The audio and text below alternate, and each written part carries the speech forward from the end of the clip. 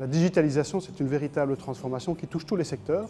Et il n'y a pas de raison que le secteur mutualiste soit en reste. Et ce qui est important pour les mutualités libres, c'est qu'on soit vraiment proactif par rapport à ça, qu'on anticipe tous ces changements. Les avantages sont très importants pour les affiliés d'abord, parce que ça peut vraiment simplifier leur administration, leur vie, en ayant des remboursements automatiques, en ayant aussi toute une série d'informations sur leur dossier, en pouvant s'affilier de manière électronique. Et pour les prestataires, même chose. Aussi toute une série de choses aujourd'hui qui se passent en papier et qui peuvent demain se faire plus facilement de manière électronique. L'adhésion des prestataires, elle est vraiment essentielle pour les projets digitaux parce que les prestataires sont à l'initiative de toute une série d'actions, que ce soit prescrire, donner un certificat d'incapacité de travail, rembourser un soin, encoder un certain nombre de paramètres sur les patients comme son historique, ses pathologies.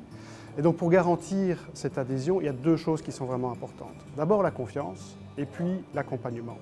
La confiance, ça veut dire que les services doivent être disponibles, performants et bénéficier d'une sécurité juridique et fiscale.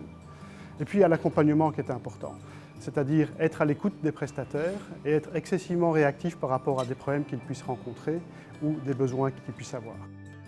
Donc on a beaucoup investi pour le moment dans le secteur des soins de santé et un des projets les plus symboliques, c'est IATEST, donc le remboursement automatique des prestations qui sont effectuées par les médecins généralistes, qui simplifie grandement la vie des affiliés.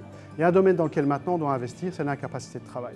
Et donc pour vraiment simplifier la vie de nos affiliés, ce que nous voulons, c'est mettre en place le certificat médical électronique, ce qui permettra d'avoir les informations de manière automatique sans qu'il y ait une intervention de l'affilié et de pouvoir lui octroyer automatiquement les droits.